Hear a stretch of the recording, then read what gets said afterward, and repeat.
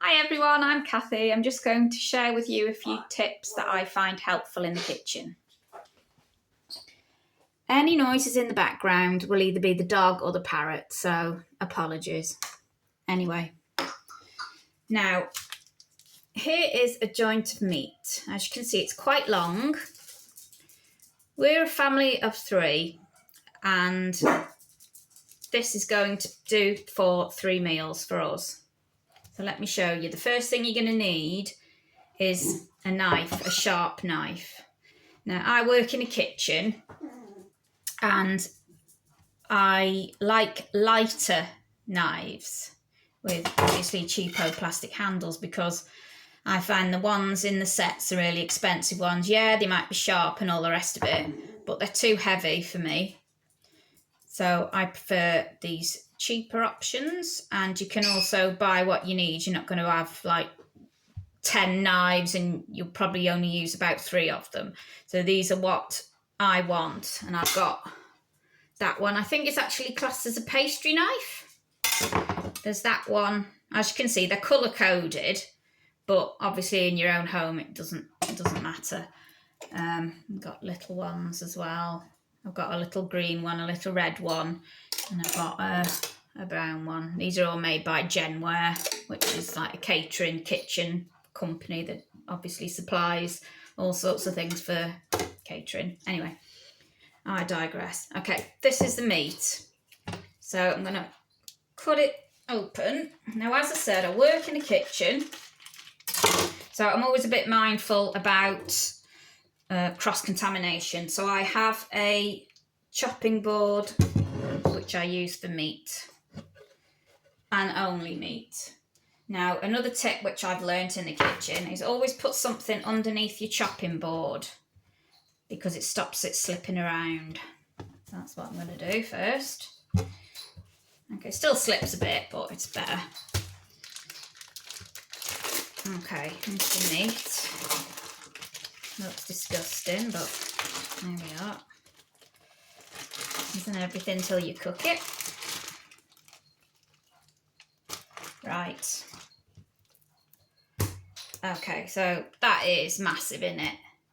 And it was nearly £9. So this is going to do us for 3 meals. So I'm going to test my knives first, because sometimes it'll cut, you know, easy peasy, and other times you need a different one. So I'm going to use this one first to try. Now, as you can see, it's got the string on it. So what you want to do is don't cut on the string, because the string holds it together and holds the shape. So you still want to keep as much string on it as you can do, just to keep it round. So I'm just trying to weigh up.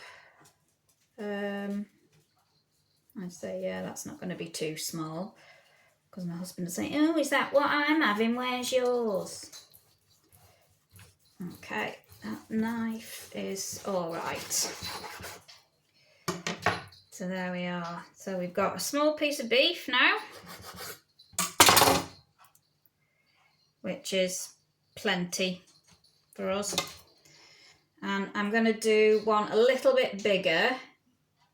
Well, actually, they're not that different. Yeah, that's about right. So I'll just keep that string on there. Don't want to be cutting through that, just because it keeps it together.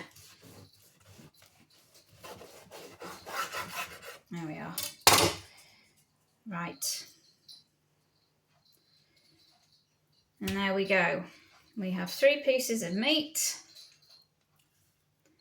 Now, if you were in Lidl and you didn't want a very big piece of meat, you probably wouldn't get one if it's already pre-packed and everything. You think, oh, it's too big, I'm not paying that.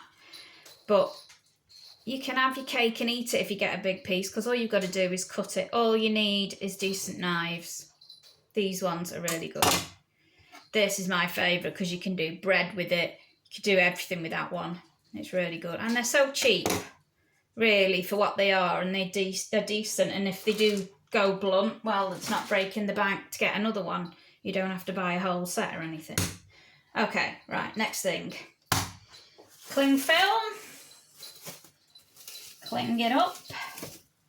Now I haven't got a fancy dispenser at home to cut it off, so it's just going to be a bit messy, but still serves its purpose. So that's wrapped up now, and I'm going to, I did have some sticky labels somewhere there, because when you freeze meat, generally it all looks the same. So I'll put on that beef, and then I'll know when I take it out the freezer to defrost it, it's beef. So I'm going to go ahead and wrap the rest of this lot, and I will be sharing some more tips and tricks of money saving in the kitchen. And I'd just like to thank you very much for watching this video. I'm just going to wipe my hands because it's gross, and please follow me for more kitchen tips.